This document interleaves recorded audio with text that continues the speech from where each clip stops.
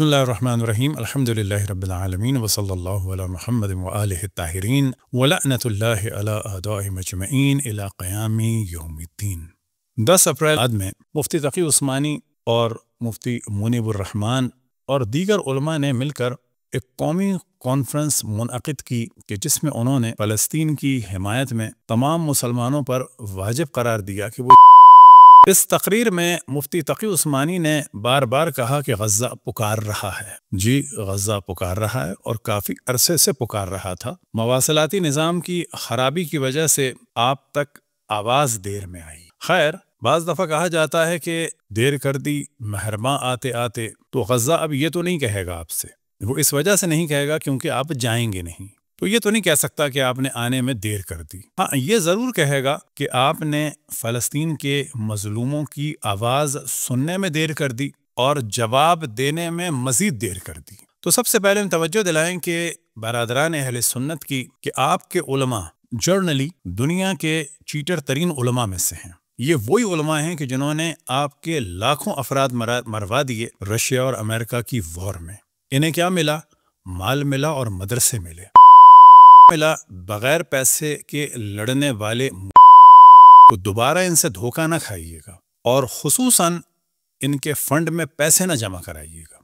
یہ قطعاً نہ اس خلاف قدم اٹھانے والے ہیں، نہ فلسطین کی حمایت میں قدم اٹھانے والے ہیں۔ یہ ایک ان کی چال ہے پیسہ جمع کرنے کی، نمبر 1، کیونکہ تمام دنیا میں شیعوں کی تعریف ہو رہی ہے، اللہ کی تعریف ہو رہی ہے، اور اب پلٹ کر بشار کی بھی لوگ تعریف کر رہے ہیں، تو انہوں نے یہ کام کرنا چاہا ہے کہ اب دنیا پر یہ تاثر ڈالیں کہ ہم بھی جہاد کر سکتے ہیں، جبکہ کرنے والے کچھ نہیں ہیں۔ نمبر 3، پاکستان میں اس وقت دیوبندی اور بریلویوں کے درمیان توہین رسالت اور توہین صحابہ کے موضوع پر ایک ٹکراؤ تیار تھا کہ جس میں بہت بڑا پارٹ پلے کیا مفتی طارق مسعود نے، اور پھر اگلے مرحلے میں اپنے تیسرے سیاسی خلیفہ کو ڈرپوک کہا، اور کہا کہ جس طرح سے حضرت عثمان ڈر کے گھر میں بیٹھے تھے اور ڈر تھا کہ عورتیں جوتے ماریں گی، اور یہ اشارہ تھا جناب عائشہ کی جانب، کیونکہ وہ دھمکیاں دیتی تھیں جناب عثمان کو۔ آج میں نے بیان میں کہا کہ ہمارے بلوچستان کا وزیر اعلیٰ اتنا دلیر ہے کہ غریب معصور ہے، بند ہے حضرت عثمان کی طرح، اور خطرہ ہے کہ باہر نکلوں گا تو عورتیں جوتے ماریں گے۔ اس بارے میں بھی عنقریب ہم کلک بنائیں گے کہ جو کچھ کہا منظور مینگل نے وہ بالکل صحیح کہا۔ تو اس ٹکراؤ سے بچنے کے لیے انہوں نے یہ ایک ڈھونگ رچایا ہے، اور تقریباً 35 منٹ کی پوری تقریر ہم نے سنی مفتی تقی عثمانی کی اور ساتھ ہی منیب الرحمن کی۔ انہوں نے کہیں بھی اتنی شرافت کا مظاہرہ نہیں کیا، اور خیر کر بھی نہیں سکتے کہ کم سے کم ذکر کر دیتے، قربانیوں کا ذکر کر دیتے۔ خیر، آپ کریں یا نہ کریں، شیعوں کی قربانیوں کا ذکر تمام کر رہے ہیں، اور تمام دنیا جانتی ہے کہ انہیں سوائے شیعوں کو کسی نے سپورٹ نہیں کیا۔ شیعہ عوام ہمیشہ ساتھ رہے فلسطین کے، اور چاہے کوئی اور ایونٹ ہو، اور شیعہ علماء اور حکومتیں اور شیعہ فوجیں ہمیشہ فلسطین کے ساتھ رہیں، اور اس کا واضح ثبوت یہ ہے کہ اس دوران سب سے زیادہ نقصان شیعوں ہی نے اٹھایا ہے، امریکہ اور چاہے وہ ایران میں ہو، عراق میں ہو، لبنان میں ہو، یا شام میں، اور یا یمن میں، یہ سب کے سب شیعہ ہیں۔ اب یہاں پہ سوال یہ کرنا ہے کہ بھئی آپ کو تو یہ کرنا چاہیے تھا کہ اہل حدیث کو بھی بلاتے اور ان کے ذریعے سے فتویٰ دلواتے سعودیوں کے خلاف۔ اچھا، آپ کی بات مانے گا، خیر کہہ دیا، بڑی اچھی بات ہے، لیکن یہ مخلص نہیں ہے لوگ، آپ کی بات مانے گا کون؟ آپ کی بات نہ سعودی عرب کو سننی ہے، نہ قطر کو، نہ بحرین کو، نہ امارات کو، نہ مثال کے طور پر ملیشیا، نہ انڈونیشیا، کون سنے گا؟ آپ کی بات ایک ملک سن سکتا ہے، اور وہ ہے افغانستان، اور آپ ان سے کہیں کہ وہ کریں جہاد، لیکن آپ ان سے کہہ نہیں سکتے۔ ارے آپ کو تو ان سے یہ کہنا چاہیے کہ تم نے اس نازک وقت میں امریکہ کو کیسے جو ہے وہ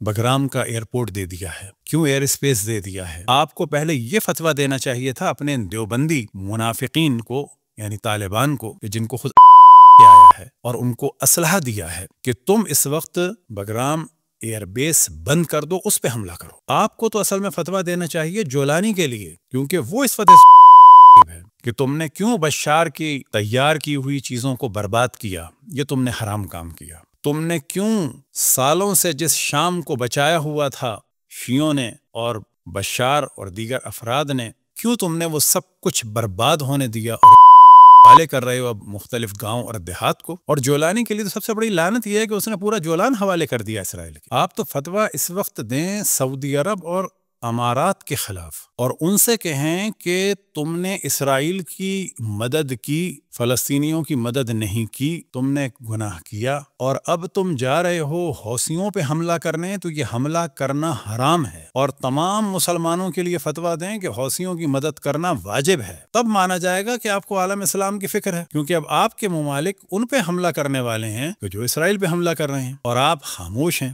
اس کا مطلب ہے آپ بھی گھوم پھر کے بالآخر حملہ کرنے والوں کے طرفدار ہیں، ان ظالموں کے طرفدار ہیں، اور جو مظلوم ہیں فلسطین کے، ان کے بھی مخالف ہیں، اور مظلوم ہے فلسطین کے جو حامی ہیں ان پہ حملہ ہونے والا ہے، آپ ان کے بھی مخالف ہیں۔ تو یہ منافقت چھوڑ دیجئے، کھل کے بات کیجئے۔ عمر کا آپ نے اکثر حصہ گزار دیا ہے، عنقریب آپ کو قبر میں جانا ہے، اور وہاں حساب کتاب بڑا سخت ہوگا۔ نہ وہاں پر میزان بینک کام آنے والا ہے، اور نہ وہاں پر دبئی کا کوئی بینک کام۔ آپ کا فتویٰ کسی پر نہیں چلنا۔ یہ جو آپ کے شاگرد ہیں ان کو فتوے دیں پہلے، لیکن آپ نہیں دیں گے۔ اور ساری دنیا جان گئی، اور آپ کو شرم آنی چاہیے کہ ایک حکم دیا تھا آغا سستانی نے، تو کیا عالم تھا عراق میں، ایک آپ لوگوں کا حکم ہے تو کیا سرد مہری کا ثبوت دے رہے ہیں آپ کے ماننے والے، کیونکہ وہ آپ کے کرداروں کو جانتے ہیں۔ آپ نے جرنلی گفتگو کر دی تمام مسلمانوں پر جہاد فرض ہے۔ آپ اور آپ کا بیٹا کیا کرے گا، مفتی منیب الرحمان اور اس کے گھر والے کیا کریں گے؟ ہم آپ سے سوال کرتے ہیں آپ کے مدرسے کے طالب علم کیا کر سکتے ہیں؟ یعنی کس کو فتویٰ دیا آپ نے کیا لائن دی، آپ کیا کام کر سکتے ہیں سوائے اس کے کہ ایک احساس کمتری ہے شیعہ علماء کے مقابلے میں، تو اس کا جبران کرنے کے لیے کہا ہم بھی جو ہے وہ انگلی کٹوا کے شہید ہو جائیں۔ خیر آپ تو انگلی بھی نہیں کٹوا سکتے، کہیں زبان چلا کے شہید ہو جائیں، زبان چلا کے مجاہد ہو جائیں۔ آپ میں اگر جرت ہے، آپ نے یہ تو کہہ دیا جی اسرائیل کی مصنوعات کا بائیکاٹ کریں، ذرا نام تو لے کے ایک فہرست تو شائع کریں کون کون سی مصنوعات ہیں۔ آپ نے یہ بھی کہہ دیا وہ کمپنیز جو اسرائیل کو سپورٹ کرتی ہیں ان کا بھی بائیکاٹ کریں، ان کا بھی نام لے دیں، ساتھ میں پھر یو اے ای کا بھی نام لیں کہ جو سب سے بڑا سپورٹر ہے۔ کہیں وہاں پر جانا صحیح نہیں ہے۔ اور پھر جن اسلامی بینکوں کے لیے آپ کام کرتے ہیں اور وہاں پر جس طرح سے سپورٹ کیا جا رہا ہے، خصوصاً یو اے کے اسلامک بینک کے جو اس وقت اسرائیل کے مال پر چل رہے ہیں، اس کے لیے بھی فتویٰ دیں۔ یہ کیا قوم کو بے وقوف بنا رہے ہیں؟ مثال کے طور پر کوکو کولا، یہ سب چیزیں کتنا اسرائیل کو سپورٹ کریں گی؟ ہم نہیں کہہ رہے آپ کوکو کولا کو بین نہ کریں، لیکن سوال یہ پیدا ہوتا ہے کوکو کولا زیادہ خطرناک ہے فلسطین کے لیے، یا آپ کے ان اسلامی ملکوں کا تعلق زیادہ خطرناک ہے؟ آپ کم سے کم اس بینک کا ہی بائیک آؤٹ کر دیں جو یو اے وغیرہ میں یا قطر وغیرہ میں آپ جاتے ہیں، ان کا ہی بائیک آؤٹ کر دیں۔ تو یہ ہماری ایک مختصر سی گفتگو تھی۔ برادران اہل سنت جان لیں کہ آپ کے علماء ہمیشہ ڈرامے کرتے آئے ہیں۔ تاریخ میں اگر چلے جائیں تو خلافت عثمانیہ کا بھی ڈرامہ کیا تھا، تحریک خلافت چلائی تھی، اور اس تحریک خلافت کا جو اہم ترین ایک ٹاپک ہے وہ یہ ہے کہ جو پیسہ جمع ہوا تھا اس کی خبر ہی نہیں ہے کہ وہ کہاں گیا، لہٰذا ان کو پیسے نہ دیجیے گا۔ یہ سب چکر میں ہیں کہ آپ لوگوں سے پیسے جمع کریں گے اور پھر یہ کہیں گے کہ جی ہمیں پاکستان حکومت نے جانے نہیں۔ اب یہ بھی سمجھ لیں پاکستان حکومت پہ کچھ نہ ڈالیں۔ اس وقت آپ کے شاگرد شام میں موجود ہیں جولانی کے ساتھ، جو آپ کے ملاؤں کو وہاں سے میسج دے رہے ہیں جہاد، آپ ان کو فتویٰ دیں کہ جاؤ اور جا کر حملہ کرو۔ پاکستانی فوج پر نہ ڈالیے گا ذمہ داری۔ آپ کے لوگ جس طرح سے پہلے گئے تھے شام، اور آپ کے لوگ جس طرح سے ابھی شام میں موجود ہیں،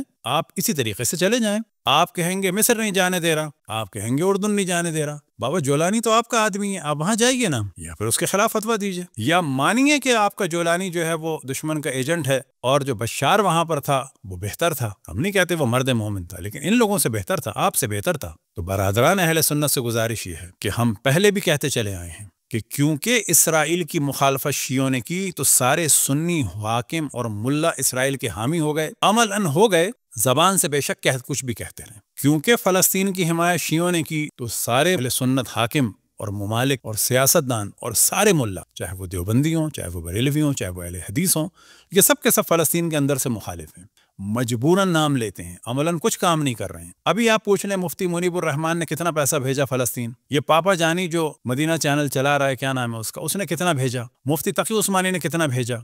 یہ بنوری ٹاؤن کے مولوی کے پاس جو ہے کروڑوں روپیہ تھا، اس نے کتنا بھیج دیا اس کے بچوں نے؟ تو یہ تو ایک جگہ کا کھلا ہے کہ بنوری ٹاؤن میں کروڑوں ہیں۔ سب سے زیادہ مالدار مولوی کے میزان بینک اور مختلف چلا رہے ہیں تقی عثمانی، ان سے پوچھیں انہوں نے آپ نے کتنا بھیجا اب تک، اور آپ اسرائیل کے لیے فتویٰ دے رہے ہیں۔ بڑی اچھی بات ہے، آپ کے افراد یہودیوں جیسا بلکہ ان سے بدتر کام کر رہے ہیں پارا چنار میں، اب ان کو تو فتویٰ دیں، جو آپ کی بات مان رہے ہیں ان کو تو روکیں پہلے۔ آپ نے تو پارا چنار کو غزہ بنایا ہوا ہے، آپ خاموش ہیں، منافقت کر رہے ہیں۔ آپ میں اگر شرافت ہوتی تو آپ اس وقت ساتھ میں پارا چنار کی بات کرتے۔ تو برادران اہل سنت سے گزارش ہے کہ دھوکہ نہ کھائیں. آپ لوگ پہلے بھی دھوکے کھا چکے ہیں. مولا علی کو چھوڑ کے، ائمہ کو چھوڑ کے غلط لوگوں کے ہاتھ میں چلے گئے.